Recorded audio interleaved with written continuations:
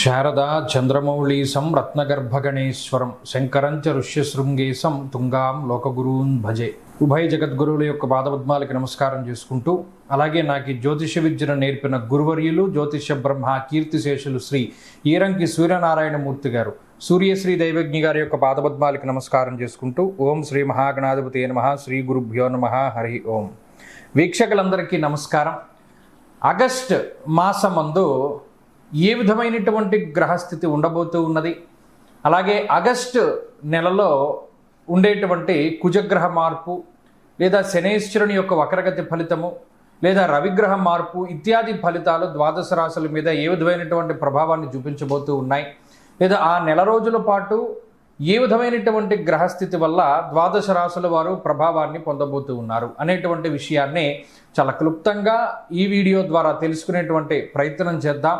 ముఖ్యంగా ఈ శాస్త్ర సంబంధమైనటువంటి విషయాన్ని అతి పురాణ గ్రంథమైనటువంటి గోచార దర్శిని వంటి ఉత్కృష్టమైనటువంటి గ్రంథం ఆధారంగా పూర్తి శాస్త్ర ప్రమాణాలతోటి ఈ విషయాలన్నింటినీ కూడా చెప్పడం జరుగుతూ ఉన్నది. 18వ తారీఖున సూర్యుని యొక్క మార్పు, ఇప్పటి వరకు కర్కాటక రాశిలోకి ఆయన యొక్క సంచారం సాగింది.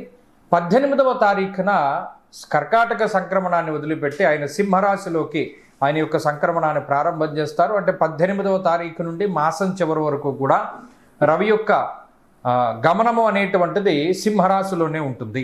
ఆ తదుపరి మాసం చివరిలో 23వ తారీఖున మఖా నక్షత్రం 1వ పాదంలోకి బుధుని యొక్క సంచారం జరుగుతుంది. అంటే ఈ మాసంలో చాలా రోజుల పాటు కర్కాటక రాశి అందే సంక్రమణం చేసినటువంటి బుధ గ్రహము నెలాఖరులో 23వ తారీఖున సింహంలోకి మారుతారు. అయితే ఈ మాసంలో గురుడి యొక్క స్థితిగతులన్నీ కూడా కర్కాటక రాశిలోనే ఆయన యొక్క సంక్రమణం సాగుతూ ఉన్నది కాబట్టి ఫలితాలన్నీ కూడా అక్కడి నుండి తీసుకుంటాం.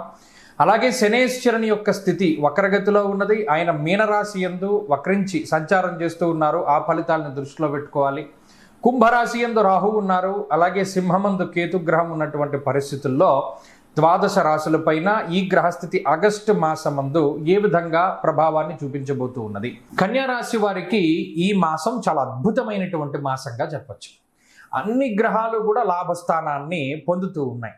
ముఖ్యంగా మనం సంకల్పాల్లో వాటిలో చెప్తాం, ఏమైనా గ్రహ దోషాలు అవి ఉంటే అవి పోయి సమస్త గ్రహాణం శుభ ఏకాదశ స్థాన ఫలావాప్యర్థం, అంటే అన్ని గ్రహాల దోషాలు పోయి ఏకాదశ స్థాన స్థిత ఫలితాన్ని ఇవ్వాలి అనేటువంటి సంకల్పాన్ని ఎక్కువగా చెప్తూ ఉంటారు పండితులు. ఇప్పుడు మీకు అలా చెప్పనక్కర్లా, అన్ని గ్రహాలు అక్కడే ఉన్నాయి. రవి లాభస్థానంలో ఉన్నారు, గురుడు లాభస్థానంలో ఉన్నారు, బుధుడు లాభస్థానంలో ఉన్నారు, చంద్రుడు లాభస్థానంలో ఉంటారు. ఇలా గ్రహాలు ఎక్కువగా లాభంలో ఉన్నప్పుడు అర్ధంచ స్వకులాచార, గృహలాభ సుభోజనం, శుభ కార్యక్రమాలకి సంబంధించినటువంటి విషయాలు కానీ లేదా మంచి శుభవర్తమానాలు కానీ, ఉద్యోగంలో ప్రమోషన్ల దగ్గర నుండి ట్రాన్స్ఫర్ల దగ్గర నుండి ఏదైతే మీకు చెవులకి ఇంపుగా అబ్బా వింటే చెవులను అమృతం పోసేవరా అంటారే, అలాంటి మంచి మాటలే వినబడుతూ ఉంటాయి. అంటే మానసిక ప్రశాంతత అధికంగా ఉంటుంది, ఆర్థిక పరమైనటువంటి ప్రయోజనం ఉంటుంది. జీవితంలో ఏం చేసినా ఆర్థిక ప్రయోజనం కలగడం అన్నది చాలా అదృష్టం. అది ఈ రాశి వారికి కలుగుతుంది. ఆఖరికి చివరాఖరికి ఎవరికైనా సాయం చేసినా కూడా వాడు డబ్బు ఇస్తూ ఉంటాడు. నాకు వద్దురా బాబు అని చెప్పినా కూడా వాడు డబ్బు చేతిలో పెడతాడు. ఇది ఈ మాసంలో ఎక్కువ కనబడుతూ ఉంటుంది. ఏది చేసినా డబ్బు వస్తూ ఉంటుంది, అది ఒక మంచి విషయము. తర్వాత ఆరోగ్యం బాగుంటుంది, కుటుంబ పరిస్థితులు బాగున్నాయి. ఇక ఇంకో విషయానికి వస్తే, 7వ స్థానంలో ఉండేటువంటి శనేశ్వరుడు వక్రగతిన ఫలితాన్ని ఇవ్వడం, అది కూడా ఒక మంచి విషయంగానే చెప్పుకోవచ్చును. 6వ స్థానమందు రాహువుతో కలిపి శనేశ్వరుడు కూడా అటు మంచి ఫలితాలని ఇస్తూ ఉన్నారు. కాబట్టి అటు ఆర్థికంగా, ఆరోగ్యపరంగా, మానసికంగా, కుటుంబ పరంగా, ఉద్యోగపరంగా, అన్నిటి పరంగా కూడా ఈ కన్యారాశి వారికి ఈ ఆగస్టు మాసంలో శుభ ఫలితాలని మనం కాంక్షించవచ్చును.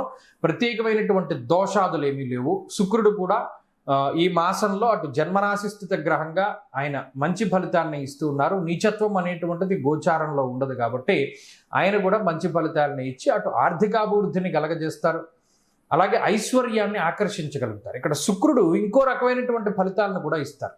నెగిటివ్ పబ్లిసిటీ జరగడానికి కూడా కారణం ఉంటుంది. అంటే మీ గురించి ఎవరైనా చెడుగా చెప్పినా అది మీ మంచికే అన్నట్టు పరిణమిస్తూ ఉంటుంది. దాన్ని కూడా ఈ మాసంలో కన్యా రాశి వారు ఖచ్చితంగా చూడవచ్చు. పోన్లే నా గురించి అంటూ చెప్తే చాలు, మంచో చెడో పక్కన పెడదాం అనేటువంటి సందర్భాలు కూడా వస్తూ ఉంటాయి. ఇది కూడా చాలా విచిత్రంగా ఉంటుంది.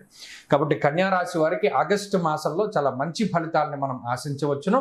మరింత శుభ ఫలితాలని పొందడానికై ఈ మాసంలో ప్రత్యేకించి ఏకాదశి నియమాన్ని ఆచరిస్తూ ఉండడం చాలా మంచిది. అంటే ఉభయ ఏకాదశి తిథుల్లోనూ చక్కగా ఉపవాసాది దీక్షలు చేయడము, విష్ణు సహస్రనామ స్తోత్ర పారాయణ చేయడము, ఏకాదశి తిథుల్లో చక్కగా ఎవరికైనా మంచి వారికి స్వయంపాక దానం ఇవ్వడం ద్వారా కూడా మంచి ఫలితాలు సంప్రాప్తం అవుతాయి.